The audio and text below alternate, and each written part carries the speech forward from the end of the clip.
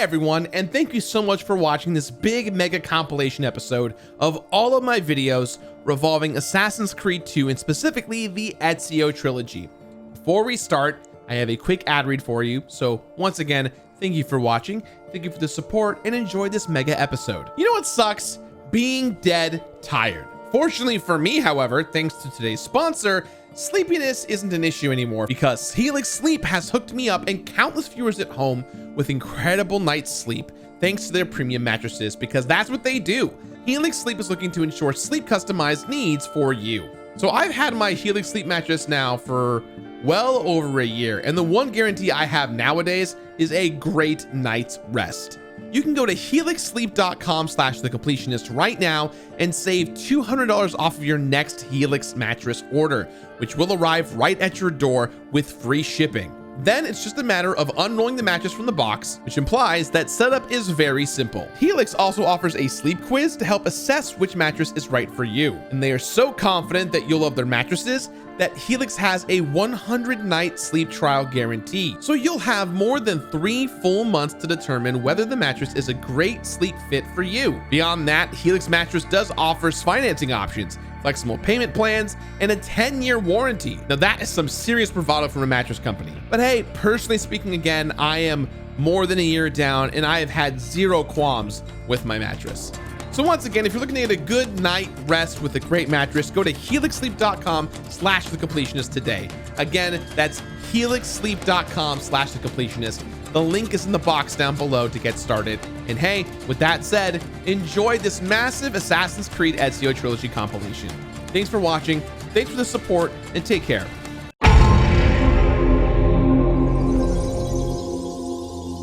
When you think of Assassin's Creed, you probably think of Ezio Auditore. The charmingly smug Italian murder machine had so much more personality than his predecessor Altaïr, and is a huge part of the reason that Assassin's Creed 2 is still considered by many to be the high point of the series. Ezio was so beloved that Ubisoft made 2 more games with the character before moving on to number 3, which is just not how numbers work, but I can't blame them. Assassin's Creed 2 is the game that molded the long-running series into a shape it would hold for a very long time, both for better and for worse. Hey everyone, and welcome back to an all-new episode of the Completionist New Game Plus, the show where I am recompleting the original 120 games I ever completed here on the channel. More on that in the box down below. So since I played it when it first came out, and then again for the show, this now marks my 3rd time in my life completing Assassin's Creed 2. Is that too many times? Maybe, but this game is still hugely influential and has always had my favorite story and characters in the whole series right here. Now that so many years and Assassin's Creed games have passed me by, it's possible that my feelings will, I don't know, change drastically, but I somehow doubt it. This is Assassin's Creed, a series where one of the big draws is that you basically always know what you're signing up for nowadays. So once again, here I go, embarking on yet another date with Ezio Auditore. Also Destiny for a 3rd time. But mostly Ezio.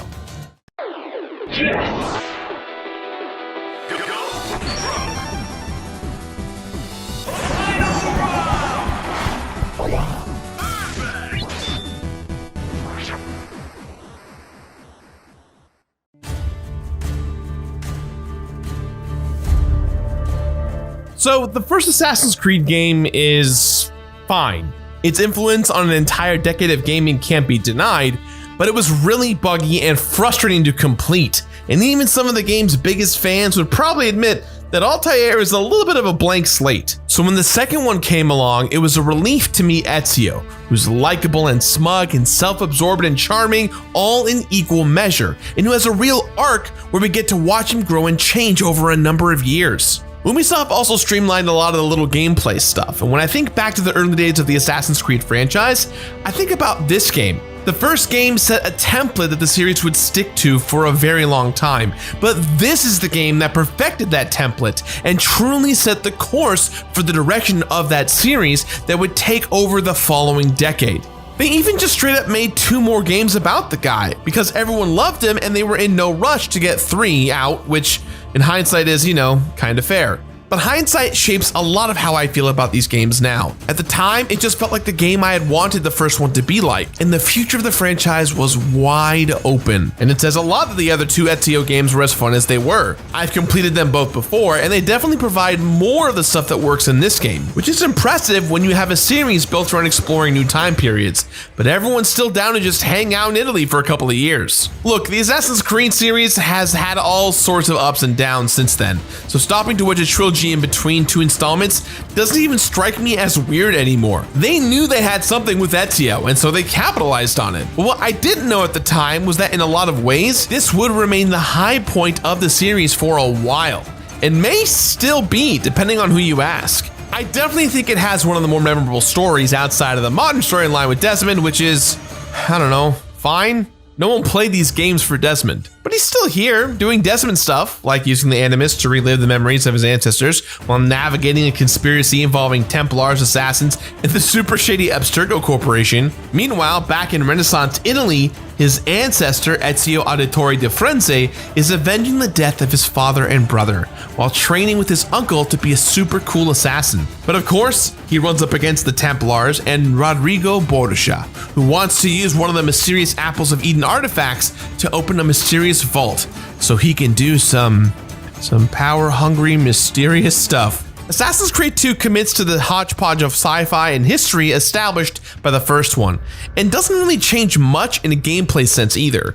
Lots of things have been tweaked and fine-tuned, but the parkour is still parkour, the combat is still counter-based, and there are still a million little things on your map to find and collect. Everything about these games is so imprinted onto the modern gaming landscape that it all still feels overwhelmingly familiar. Or maybe it's that I've already completed this game twice already, but the only thing I'm really nervous about is the thing I'm always nervous about when it comes to completing these types of games: bugs. Collecting all the feathers and chests and weapons is all well and good, but I've encountered my fair share of frustration when it comes to completing these games. Because amongst the million little things to do, there's always one that decides to just not work. And in this case, I am playing the remastered version on the PS4, so you know there's going to be some bugs somewhere. Plus, playing this game is the only way I know of to travel back to Renaissance Italy and 2009 at the same time, so that's kind of neat.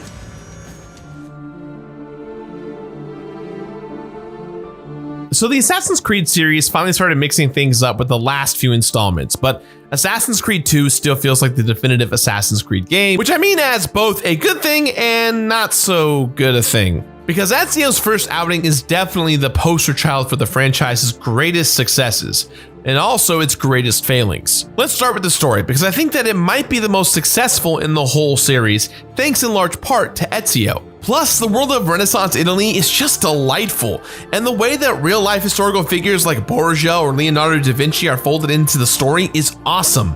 There's specificity to the setting that not all of the games or time periods have. The Middle Eastern setting of the first game was cool, but it feels like the developers had more fun designing this vibrant Italian world. I mean, look, Leonardo freaking da Vinci is your gadget and upgrade guy, which is just so cool. Getting new gadgets is always great, but getting them from Da Vinci himself takes it to a whole new level. And then there's the Borgia, the game's main villain, which really pushes the game's blending of historical detail and bonkers sci-fi to its absolute limit. This is a game that literally concludes with a fist fight against the Pope, which isn't really satisfying on a gameplay level, but at the very least, you have to tell yourself, this is freaking hilarious. So if the story is awesome, why is that an issue? Well, the series basically kept trying to recapture the magic with increasingly diminishing returns. Just take a look at Assassin's Creed 3, which had a conceptually awesome time period, but never found the level of texture and detail this game finds in Italy. Not to mention the main assassins all ended up suffering in comparison to Ezio,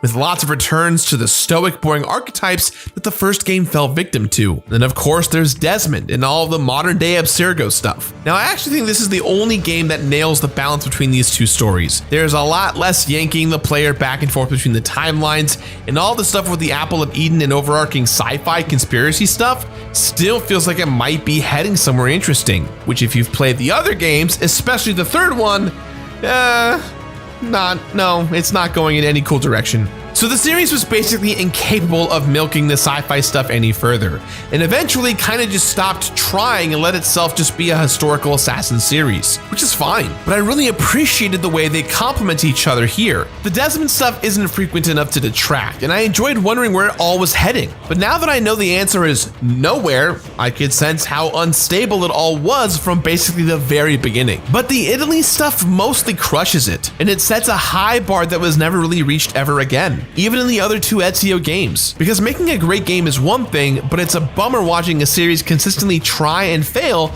to recapture the magic it once had, which isn't to say that some of the other games are great. I will always love Black Flag and its pirate-themed shenanigans, but it's pretty telling that even though it's one of my favorites, I barely remember anything about the main character. And on a gameplay level, this game locked the series into a formula that wouldn't be broken until Assassin's Creed Origins many years later. And while each subsequent game would add little wrinkles like new gadgets or naval combat or whatever, this was definitely the game where they figured out what works, and then they just kept doing it. All right, so going back to Assassin's Creed 2 now, having played so many of the later games, it just feels like more of the same, even though I rationally know it's the entire reason for most of the elements we're so familiar with. At the time, I remember thinking that the combat here was a huge step up from the first game, but now I'm so used to this style of counter-based combat that it's fine. Same with the parkour, which would be tweaked and polished in later games, but mostly just feels the way that it would continue to feel. And it's not this game's fault that it was so good that it got the rest of the series caught in a rut. On its own, as a game, it's great. And there's a reason that it was so influential to both the Assassin's Creed games and open world map games in general. Because on top of getting 100% sync on every memory, there's a huge amount of stuff to collect, but it's way more streamlined than the first game, and it acknowledges how packed its world is by making the collecting process a little less frustrating. Okay, fine, finding some of the millions of feathers is still a pain, but getting new weapons, capes, and armor is great, because I always love collecting stuff that I can actually use. I also really dig the glyphs hidden throughout the game, which give really neat little puzzles to solve and unlock bits of an overarching video frame by frame. Building out the Auditore Manor is great too, and unlocks shop bonuses and all kinds of fun stuff. This right here is another element that later games would try to build on by letting you build your whole town up, or even manage armies or whatever you want. But it never felt quite as simple and satisfying as it does right here. When a game is this successful in everything it's trying to do, it's easy to see why later games fell into the trap of trying to add just enough new superficial features while scratching that same itch of scouring a map for treasure chests, tombs, and assassinations. Because there is something fundamentally satisfying about watching all those little icons disappear, and it makes these games feel fundamentally designed for completion. Except for bugs. Have I mentioned bugs before? Because playing this on the PS4 mostly ran fine, but you best believe there were some bugs, including one I found in the DLC content where the game would crash constantly, and at one point I had to literally uninstall and re-download the entire game, which was not my idea of a great time. Same goes for the Ubisoft Uplay achievements, which are not only kind of dumb in the general idea and concept, but literally don't work a lot of the time. And I know it's not 2009 anymore, but when a game wants to push such an emphasis on completion, I don't appreciate when technical hiccups like this make it literally impossible to complete. Especially because I've already done all this stuff twice. Just let me complete your game again, Ubisoft, Jesus. Anyways, I know it sounds like I'm complaining a lot, but this is a great game. In fact, almost too great. It set a high bar and ruined the experience of the series for some people, and also locked Assassin's Creed into a formula that it took a while to change. But without that context and taken on its own as a game from 2009, it's just really that good. Ezio's the best. Exploring Italy is awesome, and there are a million little things to do and collect. It's the definitive Assassin's Creed experience for a reason, and still feels like the best balance for what Ubisoft was going with for the series. I mean, there are no pirates, but Black Flag doesn't have Leonardo da Vinci, so let's just call it a tie.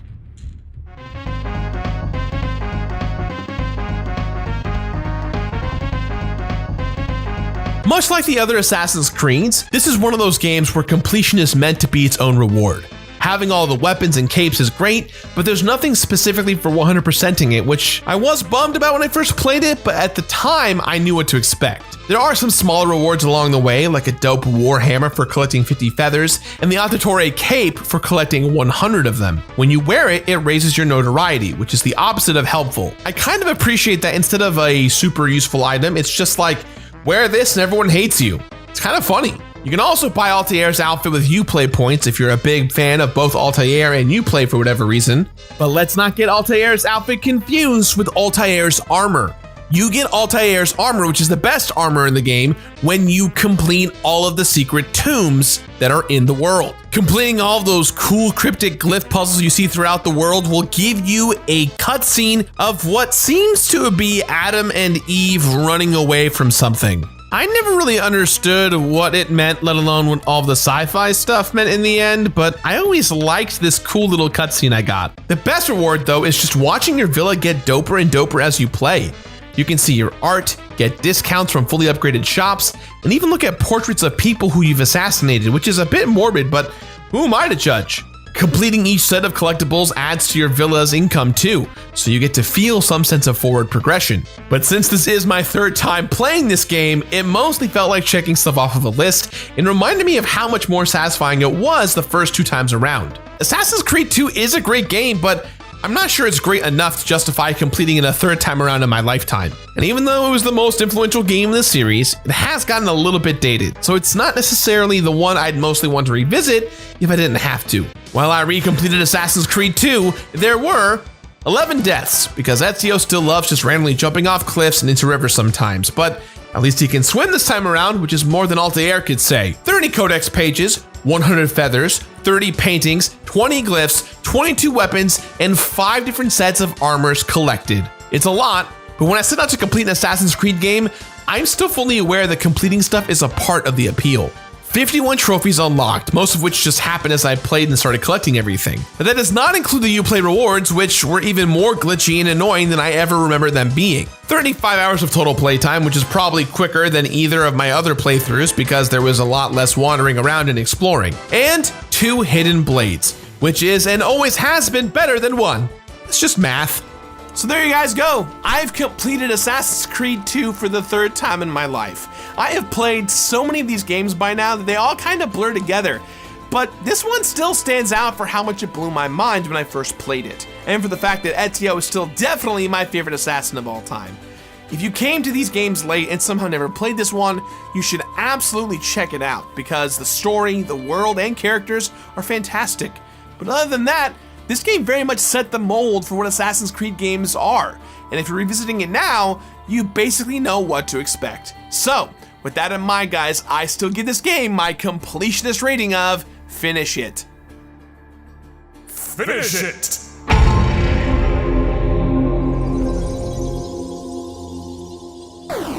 Yes!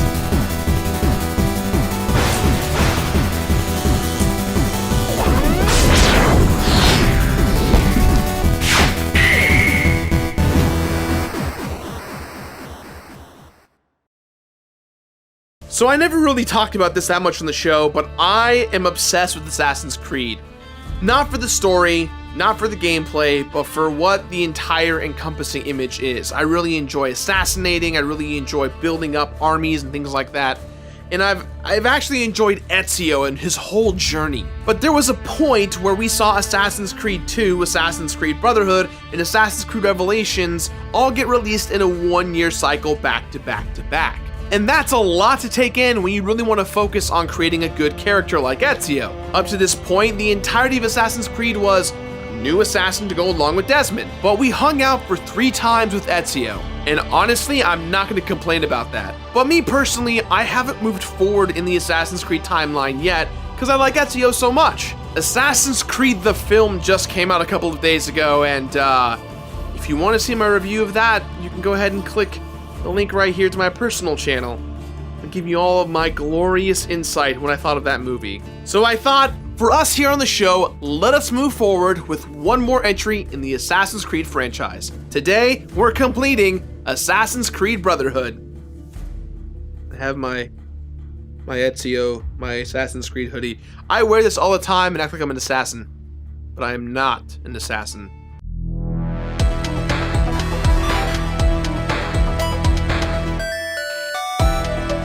So, let's be real, right? The first Assassin's Creed back in 2007 was probably the last game ever where the internet was just like, it wasn't amazing, but let's just give him the benefit of the doubt, right? That just doesn't really happen anymore nowadays. Granted, Ubisoft's last underwhelming new IP, Watch_Dogs, is pretty close to redeeming itself with its recent sequel. Look, I really liked Watch Dogs 2. But do you remember what it was like when Assassin's Creed 2 came out? Better graphics, better mechanics, likable characters, and a deeper story? It blew people's minds. Remember that part in Captain EO where all the computer people take off their nasty clothes and they're all just super hot and they jazz dance for like 3.5 minutes? That's practically a factual reenactment of me and my friends playing that game back in college. And to answer your question, yes, I was Angelica Houston. But then, in the next year, instead of a straight number 3 Assassin's Creed, and that wouldn't even come for another 2 to 3 more years, we got Brotherhood. Ezio was still the main assassin, even though he got some new tricks, and it looks pretty similar, even though it's in a few new cities, and well, I don't exactly know. See, up until when Brotherhood was announced, there was never really any need to worry about it. Until then, we just assumed Assassin's Creed was like any other critically acclaimed major franchise, where, you know, you'd wait a year or two between the entries, and each one is leaps and bounds better and more innovative and more spectacular than the one last. But Assassin's Creed 2.5, less than a year later, nobody was really sure what to expect. And yet with another big main series entry to follow for the next 6 years, sales were high, if tapering off a little. At one point, there were even 2 games in the same year. Can you imagine if they did that for Star Wars? Episode 7 is out for like 5 months and then boom, 7 more months until episode 8? Let's just say, even if the best people on Earth were working on it, I'm just not so sure you could creatively create something with the same quality in so much less time. Not to mention the fact that the following year, we got one more year of Ezio with Assassin's Creed Revelations, thus capping off what Ubi would call the Ezio Collection. So, this week, I'm taking on the challenge of playing Assassin's Creed Brotherhood top to bottom. For the most part, I already know what to expect. Short main quest, but with a bunch of extra objectives for perfect sync. Several categories for near meaningless collectibles that give me an excuse to free run around the city. A couple of genuinely interesting extra side missions, especially since Leonardo da Vinci's in this game. And at least one scary ass glitch that tricks me into thinking I missed something or something went wrong. Hopefully nothing too rough. But what I'm really fascinated with isn't the stuff that I have to do to complete the game. It's just the simple question of whether or not a game like this can really justify itself at all. So today, we'll be playing the new PS4 version that was released as a part of the Ezio Collection, so we can soak up all of that DLC to be digested right alongside the main course campaign.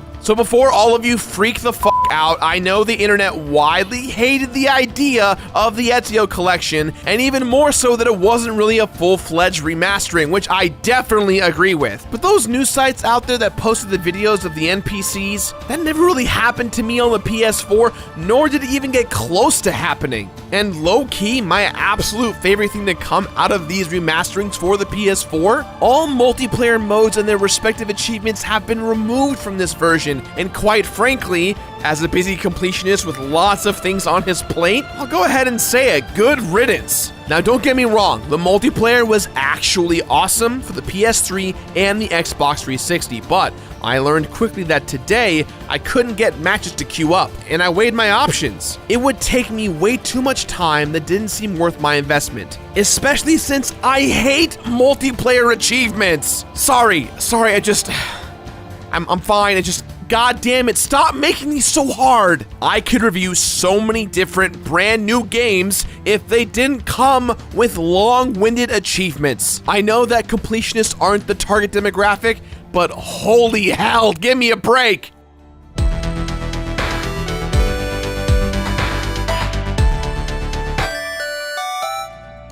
Alright Ubisoft, you know I love you, but I just played this game for about a week straight, so I feel pretty justified coming right out the gate with the hard questions. because I just gotta know what exactly is the point of Assassin's Creed Brotherhood. Everyone was expecting a number 3, but instead we got this definitely weird thing that isn't a 3. So why even make a new game so quickly if not simply to cash it in? Is there really something that different about it? And if so, what has changed? So first of all, it advances the storylines of both Ezio and his modern-day ancestor Desmond Miles, as the latter uses the Animus to jump back into the Italian Renaissance memories of the former, in order to locate the artifacts that can save the world from total destruction because aliens or gods or whatever. Brotherhood opens with Desmond Miles trying to use the Animus to get inside one of Ezio's memories from the year 1507. But then something goes wrong and he briefly ends up in Vienna, in the middle of a battle, before he flashes back to the day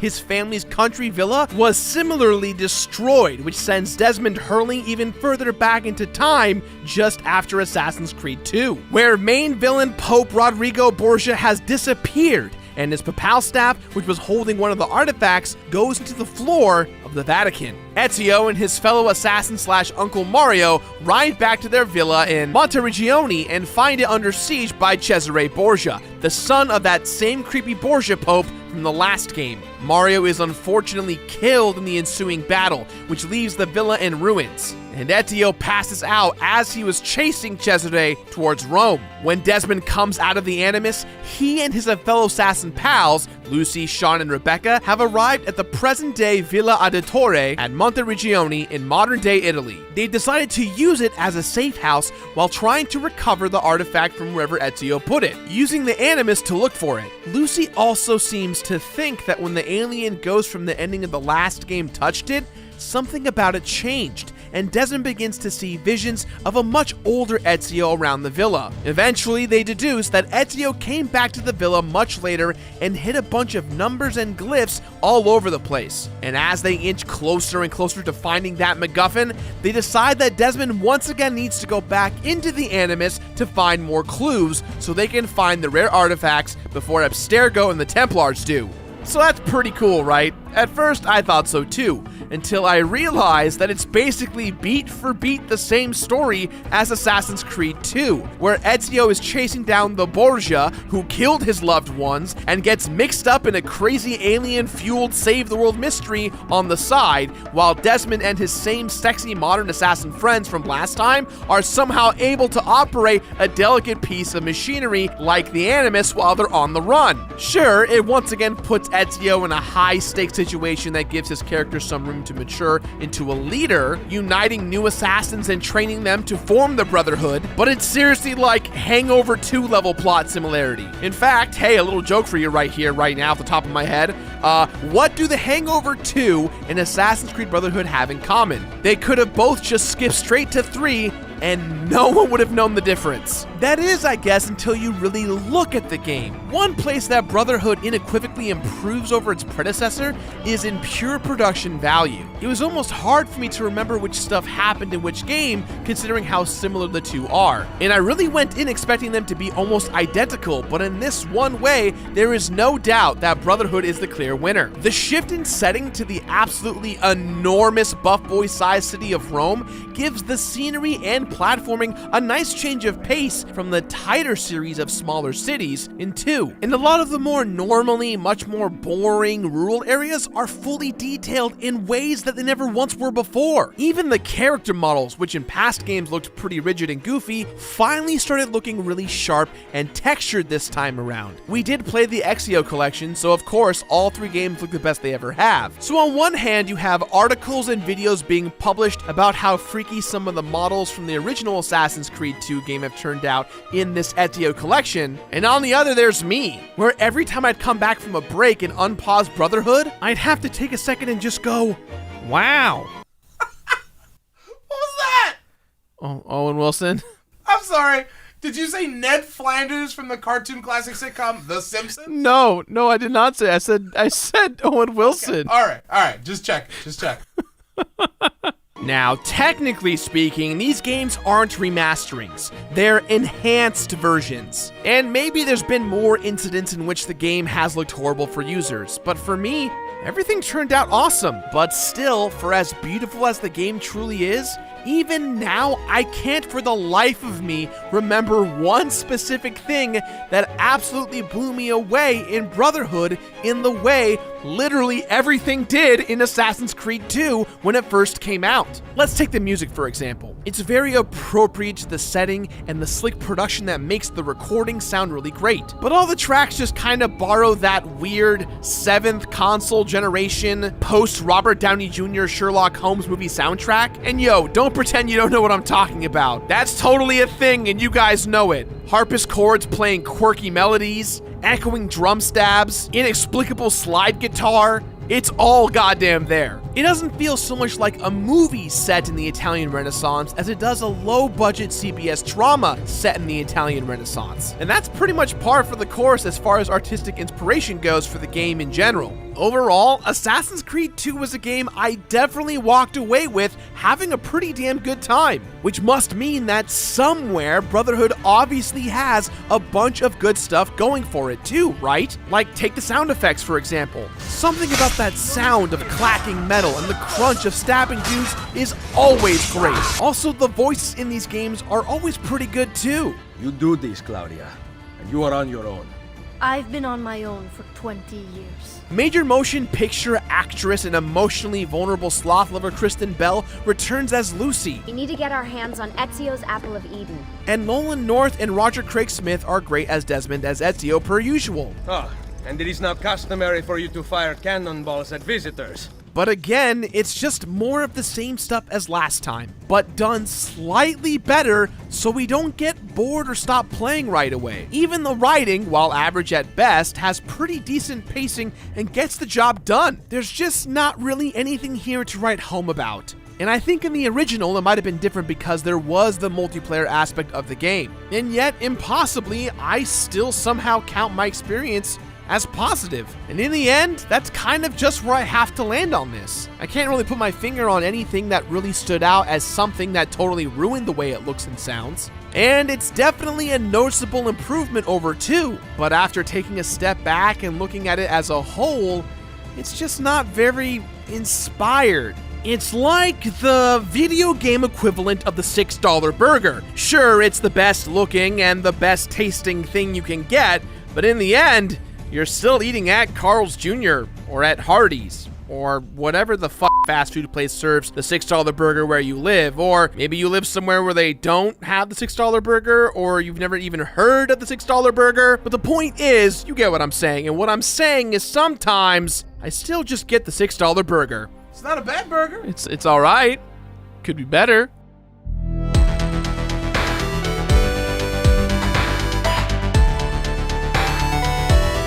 If and when you buy the new Assassin's Creed game, it's kind of like they're making you a promise, right? You see the box, you see the poster, the trailer, and your imagination runs wild with these ideas of well-produced story missions with super clean combat and stealth mechanics that make you feel really, really cool. This stuff is in the game, sure, but the main story only lasts a little over 10 hours. So what does completing everything in a game like this have to offer, and how does it actually feel? Hours and hours of slogging through boring side quests, replaying missions until you do them perfectly, upgrading Rome, finding flags and feathers in chests, and collecting a bunch of dudes to train up like Pokemon and send them out on missions all around the world. That's all right here in Assassin's Creed Brotherhood. Is there something wrong with me? Why am I still into this game? Well, I think for the most part, it's just because I liked Assassin's Creed 2 so much, and this is more of the same. It's still the Ezio you know, complete with all the climbing, free running, and cool looking Arkham arcade style combat.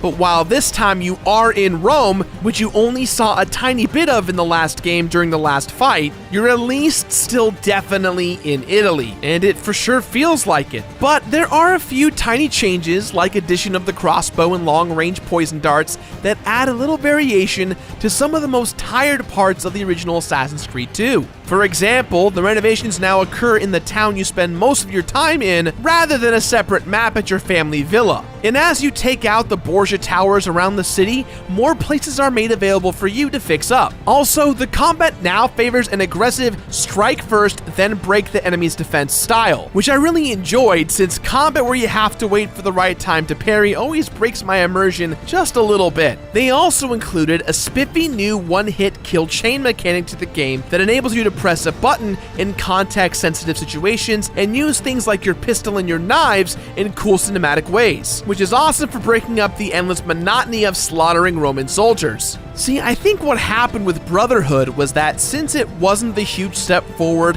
a numbered sequel had to be, the creative team at Ubisoft must have finally realized that what the audience really wants from this game is the cleanest and best Ezio experience thus far, so that it's more bearable to grind through every last quest in the game, and boy are there a lot of them! The big new and noticeable addition to Assassin's Creed Brotherhood is that every single mission, both side quest and main story, have an added synchronization bonus in which you must do exactly as Ezio did back in the day in order to get that 100% synchronization. Things like doing a mission faster, don't kill anyone, don't take damage, don't fall, all kinds of crazy added stipulations. Now, this idea of this isn't that bad. It's somewhat smart actually. However, it will become a pain in the ass as you get closer and closer to completing the game.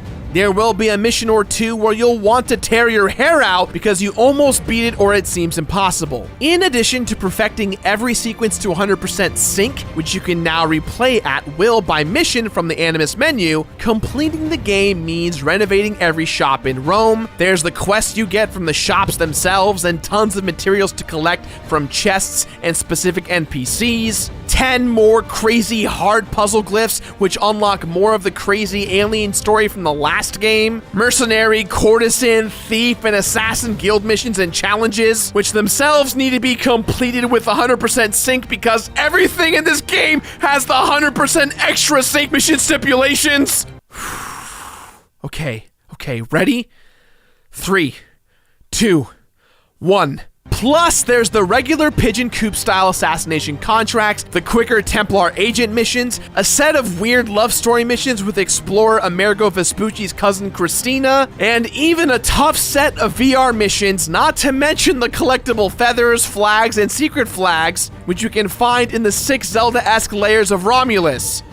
Yeah, there's a law in Assassin's Creed Brotherhood, but then again, there's a law in all of the Assassin's Creed games. Yet, unlike a game like Skyrim or The Witcher 3, where 100% completion takes forever and is only for the hardest of the hardcore, Assassin's Creed Brotherhood feels like it actually wants you to do everything. In Assassin's Creed 1, the side missions felt like unnecessary window dressing. In 2, they were more fleshed out for sure, but they still weren't fully enjoyable. But with Brotherhood, it's almost like the side quests are the game, and they all feel a little bit more engaging because the game cleverly ties things together, like how collecting feathers unlocks more merchandise at shops, and how the story unlocks more and more side quest options as it goes on. It's kind of weird, I know, but I guess for an annual series, a really meaty half sequel with better production values, cleaned up mechanics, and a few extra features is kind of the best thing we could hope for considering. I mean, hey, at least it's better than just re-releasing a last-gen game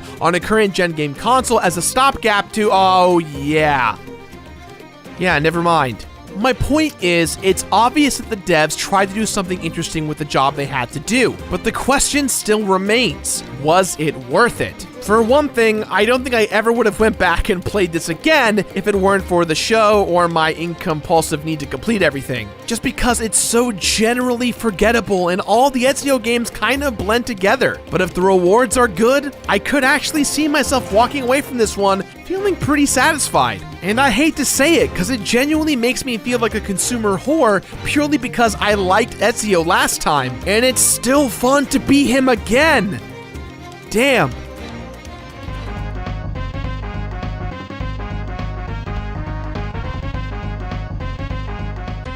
So what are these rewards, and are they really worth it? Well, to be honest with you, it's pretty tough to tell when all 3 progress trackers the game gives you don't make sense with each other. Between the trophy list, 100% sync, and the actual in-game bonuses you receive for doing things, it's like trying to jump into Westworld at episode 5. Nothing adds up. Is this guy a robot or a person? Is this show about MMOs? Why is everyone naked? As usual, the majority of the trophies, which should be coveted badges of honor that require actual effort to get so that it feels good when you earn one, are gettable without even having to think about them. But then half the stuff you do get hard-earned trophies for, like winning the highest bet with fights or winning 10,000 florins from the dice game, have nothing to do with your 100% sync run. And then there's kind of the secret other stuff, like doing all of the guild challenges per factions, the thief, the courtesans, the mercenaries, or getting medals on all of the VR missions that only reward you with in-game items and not trophies. It's really super confusing and hard to keep track of. And I wasn't even 100% sure I completed the game until I did a few hours of research. Literally, when I thought I was done with the game, I was stuck at 91.6%. And that's a common factual bug known in the game. It turns out that the thief missions are kind of a secret and you have to find them and pursue all of them. Though I will say, for doing the VR missions, you do get to dress as Raiden from Metal Gear Solid, which was very, very strange. Also, and this one's just for me, it's so damn good that they got rid of the multiplayer and the extra achievements that came with them for the Ezio collection. Thank God almighty. Honestly, if it were up to me, I'd double aerial wristblade assassinate all the online achievements altogether if I could. They're always either impossible on purpose as someone's sick idea of a joke, or there's something that you'll only ever get because you've been addicted to the game for hundreds and hundreds of hours. And honestly, that doesn't work for me. But I have to give credit where credit's due. The multiplayer in the game was super fun and innovative. I'm just kind of glad I don't have to level my online character status avatar up to level 50 this week for the sake of being comprehensive. But hey, at least there are things for you to get in this game. Like I said before, most rewards come in the form of more items becoming available in the shops, but they're mostly sort of spread out so that you're continually getting stuff as you progress through the game. So let's focus on that big boy endgame stuff. For completely restoring Rome, you unlock the Auditore cape, which sets your notoriety level at 0 until you take it off. You can also get the Borgia cape, which you get for collecting all of the flags in the game, and it does the exact same thing. Both items are kind of rad, but they're kind of superfluous when you get to the endgame stuff, unless you're trying to get achievements or something like that. Then there's the La Volpe's Bite, Altaïr's Sword, Maria's Dagger, and Bartholomew's Axe, which you'll get for completing the guild challenges. There's also the Brutus Weapon and Armor set from the Layers of Romulus, and then there's a bunch of weird cheat codes you can use when replaying the memories that you get for hitting 100% synchronization on each sequence. Now all these sound pretty good, but it's not really top tier until the end when you're Desmond riding on a unicorn in Renaissance Italy with a lightning axe and an infinite supply of killer lady assassins. So in Assassin's Creed 2, when you finished all of the glyph puzzles you unlocked, a vague and mysterious movie about some ancient angelic figures known as Adam and Eve plays. This time around, you actually get to take Desmond through a weird cyberworld animus obstacle course that leads you to, well, I don't know exactly.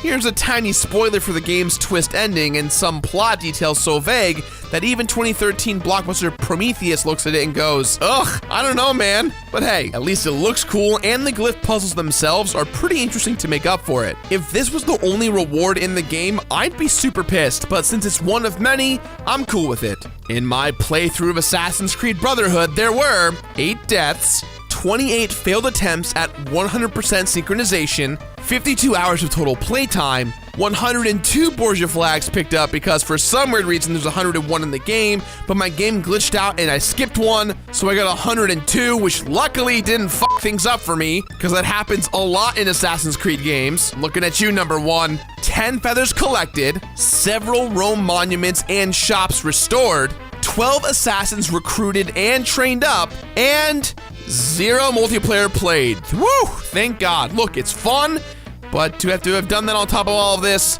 would not have been nice. Either you're like me and you enjoy the gameplay of Assassin's Creed altogether enough to crush the whole game, or you're like most people and you'll play once through the main story, mess around in multiplayer for a little bit, and call it a day. But you want to know what's kind of ironic? Regardless of how long you decide to play, you and I will still have the exact same amount of problems. All of them are small things like getting stuck in walls or a button input not registering here or there. But luckily for you, you had to do it only for a little bit, whereas I did it for a few more hours. Assassin's Creed Brotherhood truly feels like it's not that important of a game. That doesn't change the fact that the game is still fun, but it is kind of unnecessary in regards to the Ezio Trilogy, if you will. Assassin's Creed Brotherhood is kind of a letdown. It really is a Assassin's Creed 2.5.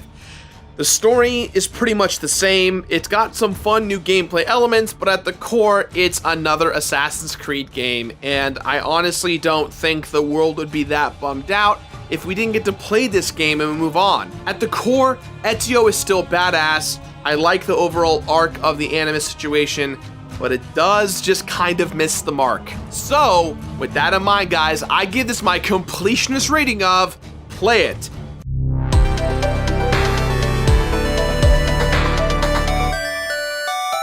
Play it!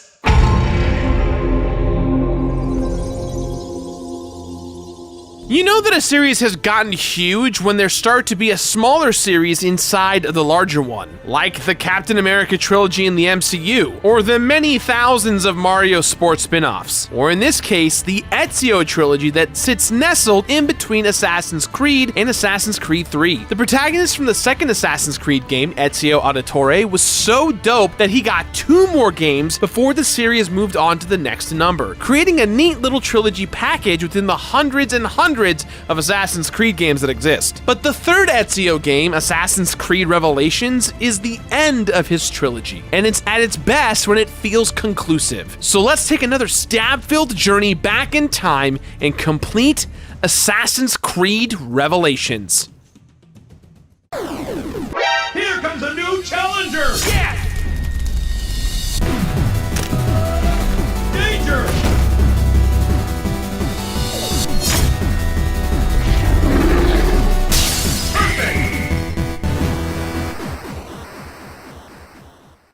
Hey everyone, and welcome to an all-new episode of The Completionist, where we don't just beat the games, we complete them.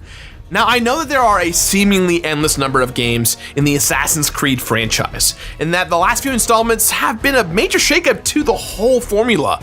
But it's interesting to look back at the earlier games and see the little ways that they tried to differentiate themselves within the set structure and style of the series. But people really latched on to one specific character, and that, my friends, is Ezio. They loved him so much that they made him 3 games worth of content. Now, I'll be honest with you that I'm a little worried about this game getting lost in the sea of Assassin's Creed games, or that there won't be anything interesting or unique enough for me to latch onto, especially since I've played so many of the installments after and before this. Will Revelations feel like an essential part of the big picture, or is it just one small stepping stone for Ubisoft's quest for world domination? Honestly, I have no idea. But even the worst of these games is super playable, so I'd be lying to say that if I wasn't looking forward to this trip at least one time through. The Assassin's Creed series is hugely influential, and while that all started with Altaïr in the original game, it was Assassin's Creed 2 that really took the series to the next level. Fans connected with the character of Ezio, and the sequel streamlined a lot of the game's ideas while also adding a bunch of cool new weapons and abilities. Assassin's Creed Brotherhood then moved that story forward, but as the last installment in the trilogy, Assassin's Creed Revelations has a truly weird place in the larger picture. It's the end of something, but also just another stepping stone before the series jumps to a new time period. And while it was immediately apparent that a huge part of the appeal of these games was going to be getting to experience new time periods, Ubisoft couldn't resist continuing Ezio's story with 2 follow-ups before eventually jumping to the confusingly titled Assassin's Creed 3. Although the naming conventions for the series would continue to be only slightly less weird than the ones for the Fast and the Furious films, it kind of felt like they were stalling before moving the series forward. But taken as their own trilogy and removed from the context of the rest of the series, the Ezio games tell a really great character-driven story. And it's awesome to play as a character throughout the span of his life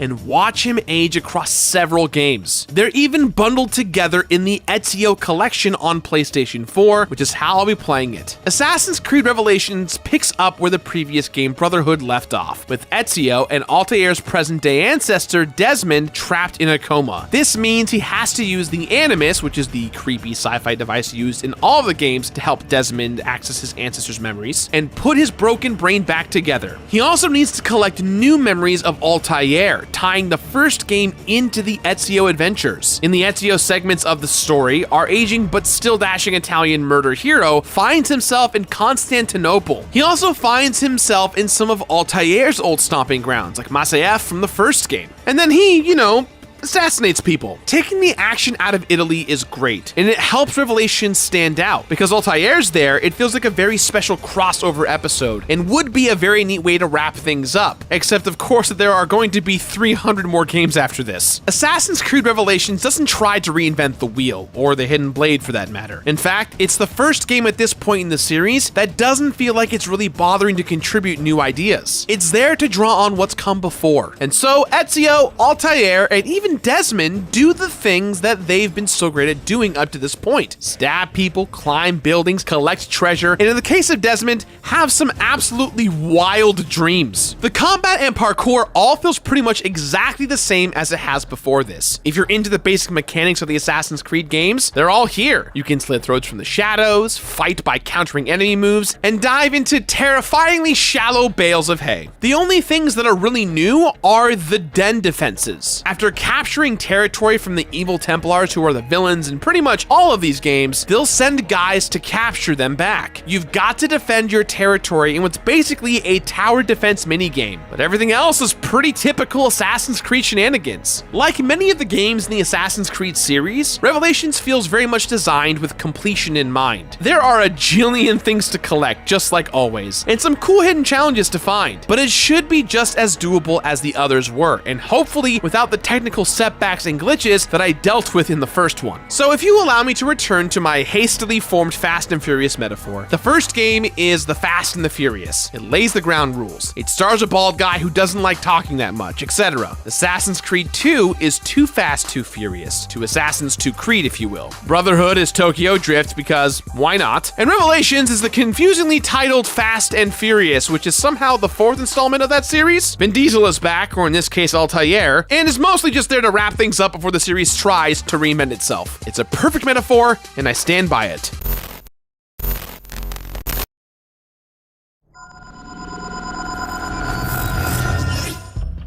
When you're putting out a new installment of a series every single year, it's important to find something that makes each game feel fresh and stand out from the others. But the transitional place that Revelation holds in the series actually turns out to be its biggest weakness and its biggest strength. Now, I love when games try something new, but Assassin's Creed Revelations is consistently at its strongest when leaning into its place at the end of a trilogy, and trusting itself to deliver a fun Assassin's Creed experience without being responsible for introducing a bunch of new ideas. It's the ending of something, and it's at its best when it really feels that way. This is clearest in the story, which is honestly pretty dope. Playing as an older Ezio lends some extra weight to the proceedings because this guy has seen and done a lot in his life, and killed just so many people while doing it. But the Ezio and Altaïr segments of the game show a real respect for the past, which is good for a series that's so focused on history. Although there are a million more lead assassin characters in the series now, at the time of Revelations,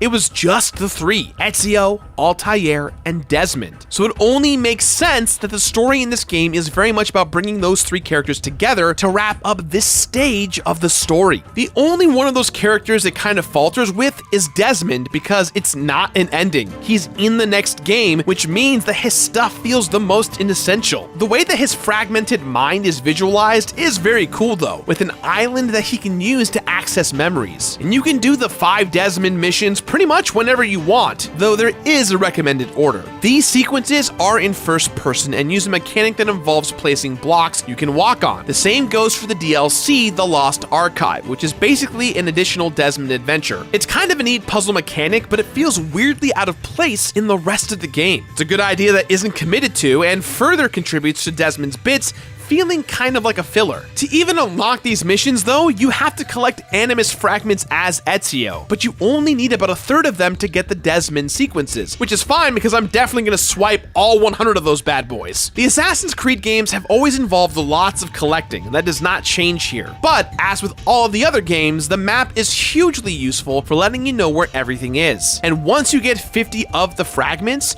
the other 50 appear on your map, which feels like a huge relief once it happens. It makes the process easier as the game goes on, as it should. There are also books you can buy that eventually get you a trophy, and memoir pages that unlock a secret tomb hiding a super dope set of armor. There are dozens of weapons to be used throughout the game, but many of them are disposable. You do get some neat special ones like Altaïr's sword, but honestly, combat feels pretty similar no matter what you're using. The combat and parkour feel basically like they do in the previous two games. And you know what?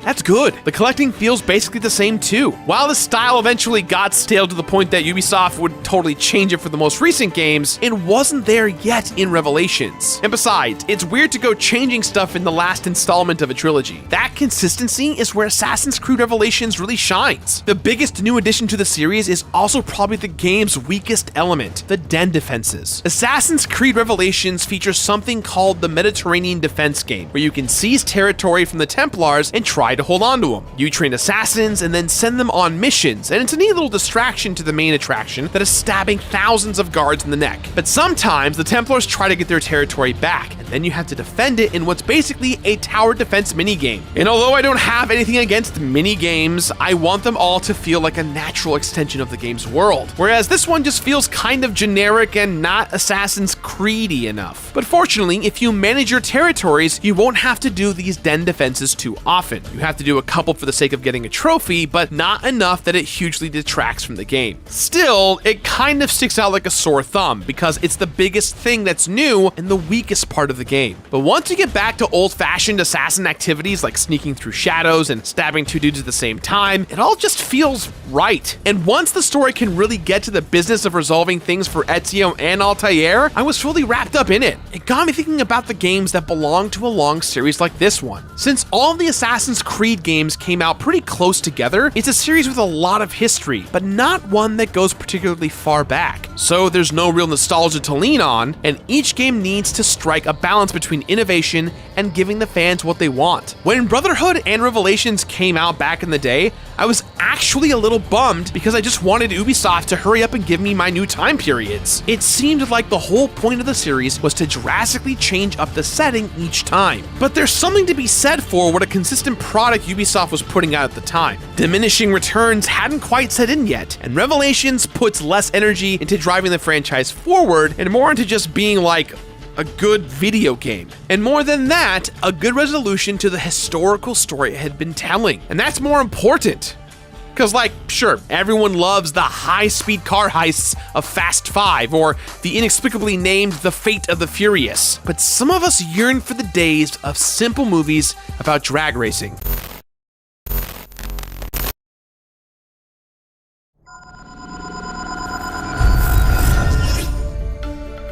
A good assassin never leaves any loose ends. The same is true of a good completionist. And Assassin's Creed Revelations is an extremely meticulous game. It may not be the most fresh and exciting Assassin's Creed game, but it's thoughtful and well made, with tons of attention to detail. There are 4 guilds with a series of challenges that require you to use your weapons and gadgets in a certain way. Several of the trophies also require you to accomplish especially assassin-esque feats, and the game is good at encouraging you to use all the tools at your disposal. You can craft bombs, of which there are a whole bunch of different types. There's even a set of specific bomb challenges to complete, though they mostly feel like a tutorial for the various types of bombs. And while the game offers you multitudinous methods of murder, it also pays special attention to making traversal a fun experience. It's one of the things that initially made this series feel so exciting, the feeling of darting from rooftop to rooftop or climbing to the top of towers. So while there's still plenty of climbing, you also get to let loose with a hooked blade for riding zip lines, plus even a parachute. For one of the trophies, I even had to parachute onto a zip zip line, which is something that I will definitely never do in real life. Sounds way too hard. But something that isn't too difficult to do is completing this game. If you match the game's detail-oriented approach, you can pretty quickly check things off of your list. Plenty of trophies fell into my lap as I played, and doing a cleanup of the map after I finished the story was pretty simple,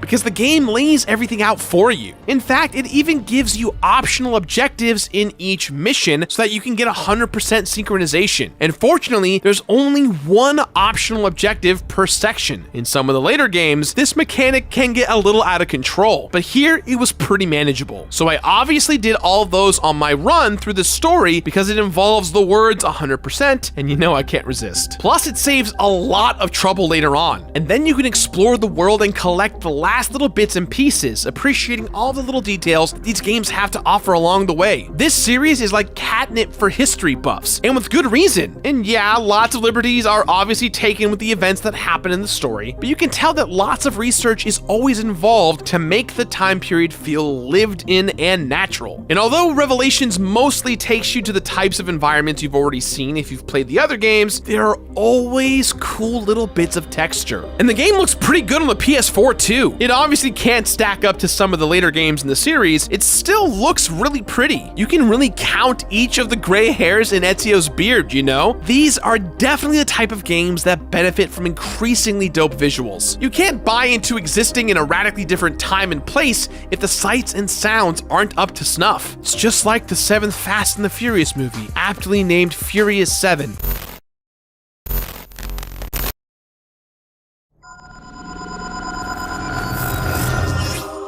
While watching Ezio age and live out his entire life is the real reward for this game, it also manages to offer you plenty of stuff in exchange for your efforts. There are the Desmond challenges that unlock as you get your first 30 Animus fragments. There's also the Hagia Sophia challenge level, which is sort of a reward for finding all the memoir pages. And it's pretty cool too, with some fun platforming sections. But at the end of it is Ishak Pasha's armor, which is easily the best armor in the game. So that's nice. You also get a dope new weapon for completing all 3 sets of challenges at each of the guilds. And in a game with this much stabbing, it's always nice to have a shiny new set of stabbing utensils. The game also consistently throws little bonuses at you for getting 100% sync on your missions, which is always appreciated. And if you get 100% on all of them, you get some dope new robes that belonged to Altaïr. Unfortunately, there are some items that can only be unlocked by using Ubisoft's Uplay service, which is kind of annoying. There's also a bunch of stuff that unlocks for the multiplayer mode, which I haven't even mentioned because, well, it's not even a thing anymore in this version of the game. It's fine, we're moving on and pretending that Ubisoft never tried to turn Assassin's Creed into a multiplayer game. Assassin's Creed Revelations delivers if you've played the first 3 games before this, you're here for the story, and you want to experience the expansive world. While I played Assassin's Creed Revelations, there were 10 deaths, or excuse me,